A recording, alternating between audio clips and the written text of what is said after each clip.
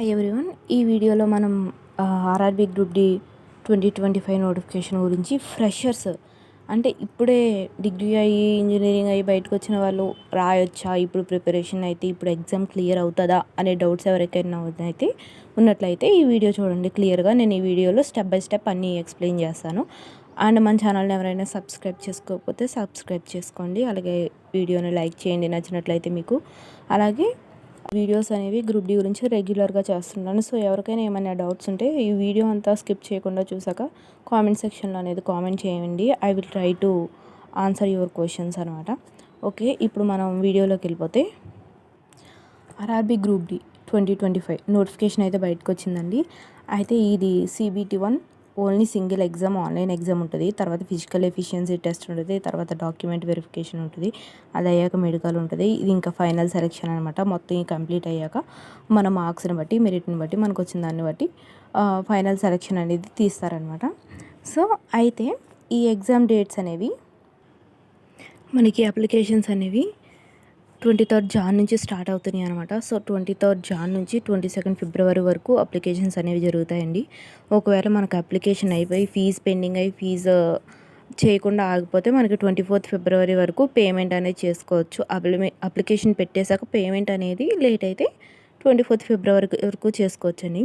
అలాగే మనం ఏమైనా అప్లికేషన్స్లో కనుక మిస్టేక్స్ అనేవి పెడితే, అట్లా నేమ్ కానీ లేదంటే విలేజ్ కానీ ఏదంటే ఫోన్ నెంబర్స్ కానీ ఇట్లా ఏమైనా మిస్టేక్స్ చేసి మనం వాటిని కరెక్షన్ చేసుకోవాలనుకుంటే మనకి 25th February to 6th March వరకు మనకి కరెక్షన్ టైం అనేది ఇస్తున్నారండి. నియర్లీ 11 days అనుకోవచ్చు.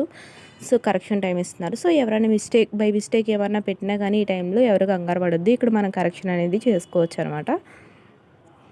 ఈ కరెక్షన్ అయిన తర్వాత ఇప్పుడు మనకి టోటల్ వేకెన్సీస్ అనేవి ఓవరాల్గా ఆల్ ఓవర్ ఇండియా అండి. ఇవి 32,438 ఉన్నాయి వేకెన్సీస్. మనకి బేసిక్ పే వచ్చేసి 18,000 అండి. బేసిక్ పే అంటే మనకి హౌస్ రెంటల్ అలవెన్సెస్ ఇంకా డిఏ ఇలా కలుపుకుని ఆల్మోస్ట్ మనకి 21,000. పోస్ట్ని బట్టి మనకి ఆల్మోస్ట్ 50,000 వరకు వస్తాయండి. అంటే మనం చూస్ చేసుకునే పోస్ట్ ప్రిఫరెన్స్ అండ్ మనకి వచ్చిన జాబ్ పోస్ట్ని బట్టి 18,000 నుంచి వస్తుందండి. ఆల్మోస్ట్ ఇన్ హ్యాండ్ అయితే 21,000 లీస్ట్ శాలరీ అనమాట వచ్చేది మన చేతికి. అండ్ మీకు పోస్ట్ ప్రిఫరెన్స్ శాలరీస్ గురించి క్లారిటీ కావాలనుకుంటే నేను ప్రీవియస్ వీడియోస్లో చేశాను. ఉమెన్కే పోస్ట్ బెస్ట్ అనేది అండ్ ఏమేమి పోస్ట్స్ ఉంటాయి అనేవి and that basic pay salary ఏ పోస్ట్కి ఎంత అనేది శాలరీ ఉంటుంది అనేది నేను ఆల్రెడీ ప్రీవియస్ వీడియోలో చేశాను. ఎవరైనా చూడకపోతే వెళ్ళి చూడండి డౌట్స్ ఉన్న వాళ్ళు. అయితే మనకి ఎగ్జామ్ డేట్ వచ్చేసి నాట్ అనౌన్స్ చేయలేదు ఇంకా exam date. But according to my thinking అనేది మనకి ఆల్రెడీ ఆర్పిఎఫ్ కానిస్టేబుల్ ఉంది, ఎన్టీపీసీ ఉంది అండ్ నెక్స్ట్ యూపీఎస్సీ ఎగ్జామ్స్ అన్నీ జరుగుతాయి కాబట్టి so central government maximum time తీసుకుంటుందండి. సో మనకి ఎగ్జామ్స్ అనేది జూలై ఆగస్ట్ వరకు కూడా వెళ్ళొచ్చు. అట్లీస్ట్ మనకి 5 to 6 months అనేది టైం ఈజీగా దొరుకుతుందండి. సో ఎవరైనా ఇప్పుడు స్టార్ట్ చేయాలి అనుకున్న వాళ్ళు ఎవరైనా ఉంటే స్టార్ట్ చేసుకోవచ్చు. అయితే ఏం సబ్జెక్ట్స్ చదవాలి, ఏమేమి సిలబస్ ఉంటుంది, ఎలా ఉంటుంది అనేది నేను ఆల్రెడీ ఎగ్జామ్ ప్యాటర్న్ కూడా నేను వీడియో చేశాను ప్రీవియస్ వీడియో. ఎవరికైనా డౌట్స్ ఉంటే చదవండి. బిగినర్స్ ఎలా చదవాలనే దాని మీద కూడా చేశాను. అంటే ఏమేమి సబ్జెక్ట్స్ మెయిన్ ఫోకస్ చేయడం వల్ల మనం ఈజీగా మార్క్స్ అనేది గెయిన్ చేసుకోవచ్చు అనేది కూడా నేను ప్రీవియస్ వీడియోలో చేశాను. ఎవరైనా చూడకపోతే వెళ్ళి ఒకసారి చూసేయండి. ఈ జూలై ఆర్ ఆగస్ట్ అనేది మై ఎక్స్పెక్టేషన్ అండి. అది నేనైతే అనుకుంటున్నాను. ఇంకా ఎక్కడ మనకి అనౌన్స్మెంట్ అయితే లేదు, అఫీషియల్ అనౌన్స్మెంట్ అనేది. సో మనకి చాలా టైం ఉన్నట్టు. సో ఈజీగా చదువుకుంటే నీట్గా క్లియర్ చేసుకోవచ్చండి సిలబస్ అనేది. అండ్ ఈ CBT-1 అనే ఎగ్జామ్ ఏంటంటే మనకి టోటల్ 100 మార్క్స్ అండి. 100 మార్క్స్ టైం వచ్చేసి 90 minutes ఉంటుంది. 90 minutes అండ్ నెగిటివ్ మార్కింగ్ ఉంటుందండి. దీనికి -1/3 నెగిటివ్ మార్కింగ్. అంటే మనం చేసే ఒక 3 రాంగ్స్ కనుక ఆప్షన్స్ 3 తప్పులు కనుక పెడితే మనకి ఒక 1 mark అనేది కట్ అవుతుంది అనమాట మనకు వచ్చిన మార్క్స్ బట్టి. సో చాలా జాగ్రత్తగా చేసుకోవాలండి. అంటే మనం ఇక్కడ 100కి 100 క్వశ్చన్స్ అటెంప్ట్ చేయకూడదు. 100 క్వశ్చన్స్ అటెంప్ట్ చేయడం వల్ల 100 మార్క్స్ ఉంటుంది. ఇక్కడ ఇచ్చిన క్వశ్చన్స్ అన్నీ అటెంప్ట్ చేయకూడదండి, ఎందుకంటే నెగిటివ్ మార్కింగ్ ఉంటుంది కాబట్టి. సో నెగిటివ్ మార్కింగ్లో పోతే మనకి యాక్యురసీ రాదు. యాక్యురసీ వల్ల నార్మలైజేషన్లో మార్క్స్ అనేవి కలవదు. ఈ నార్మలైజేషన్ అనేది ఫ్రెషర్స్కి ఉన్న వాళ్ళకి ఎవరికైనా తెలియాలంటే మనం యాక్యురేట్ని బట్టి మార్క్స్ కనుక మనకు వచ్చినవి మాత్రమే పర్ఫెక్ట్గా కరెక్ట్గా పెట్టగలి అట్లీస్ట్ మనం ఒక 80 అటెంప్ట్ చేసామంటే ఆ 80లో 70 కరెక్ట్ ఉండి ఒక 10 రాంగ్ ఉన్నా మనకు అందులో ఇవి 3 మార్క్స్ 3.5 మార్క్స్ తగ్గినా కానీ మనకి నార్మలైజేషన్లో అట్లీస్ట్ 10 to 20 మార్క్స్ వరకు అట్లా కలుస్తాయండి. మనం పెట్టిన వేని బట్టి మనకి 10 మార్క్స్ 10 to 15 మార్క్స్ 20 మార్క్స్ వరకు కలుస్తాయి. కొందరు కలుస్తాయి అనమాట.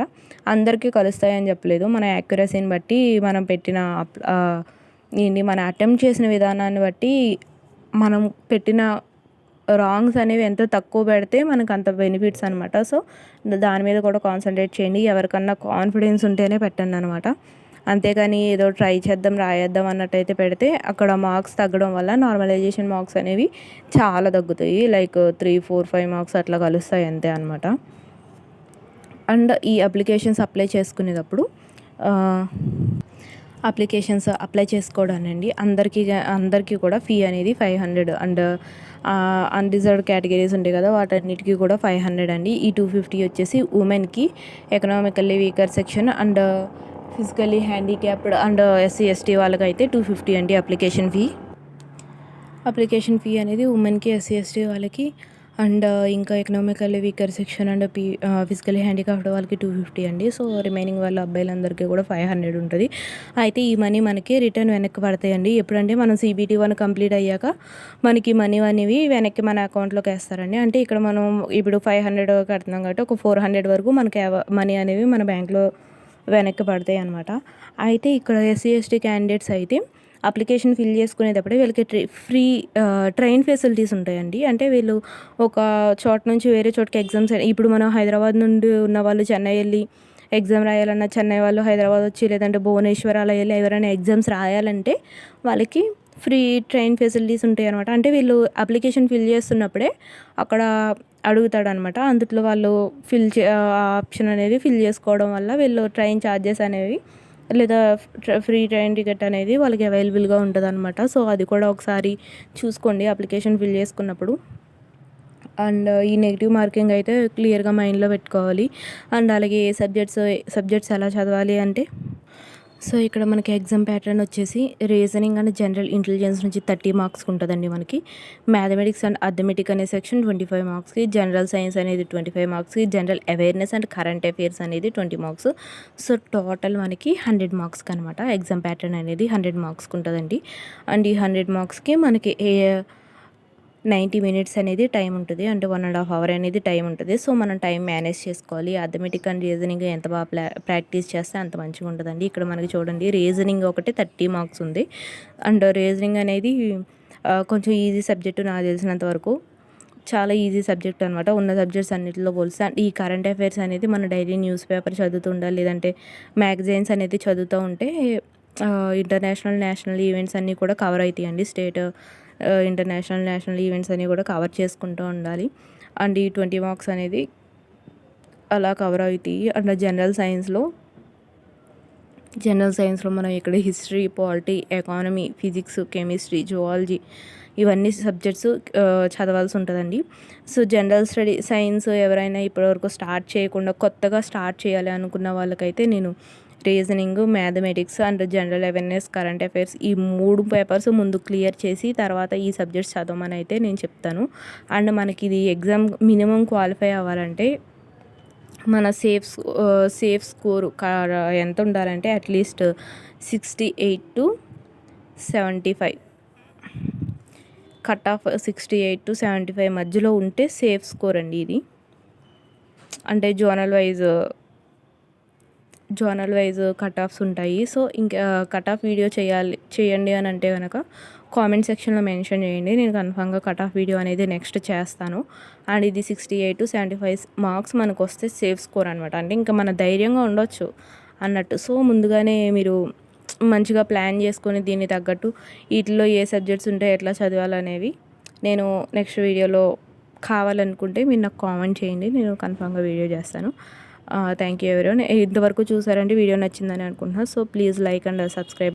ఫ్రెషర్స్ అనే వాళ్ళకి ఈ ఎగ్జామ్ ప్యాటర్న్ గురించి లేదంటే ఎలా చదవాలి సిలబస్ అనే దాని గురించి అండ్ ఉమెన్కి అనేది ఏ పోస్ట్స్ ఇవ్వాలి, ఏ పోస్ట్ బెటర్ అండ్ ఏ పే స్కేల్ ఎలా ఉంటుంది ఒక్కొక్క పోస్ట్కి అనేది ఇంకా ఏమైనా డౌట్స్ ఉంటే నా ప్రీవియస్ వీడియోస్ ఉన్నాయండి. నేను క్లియర్గా చేశాను మొత్తం. ఎవ్రీ పోస్ట్ ఈచ్ అండ్ పోస్ట్కి ఎట్లా ఉంటుంది, హెచ్ఆర్ఏ అనేది ఎలా ఉంటుంది, డిఏ అనేది ఎలా ఉంటుంది, అవన్నీ అలవెన్సెస్ అనేవి అన్నీ కలిపి చూసి మనకి ఇన్ హ్యాండ్ శాలరీ ఎంత వస్తుంది అనేది నేను ప్రీవియస్ వీడియోస్లో చేశాను. ఆ 2 వీడియోస్ కూడా చూడండి, ఉమెన్ ప్రిఫరెన్స్ అనుకున్న వాళ్ళు కూడా. సో ఇంకేమైనా డౌట్స్ ఉంటే నాకు మెసేజ్ చేయండి, నాకు కింద కామెంట్ చేయండి. నేను వాటికి రెస్పాండ్ అవ్వడానికి ట్రై చేస్తాను. Thank you.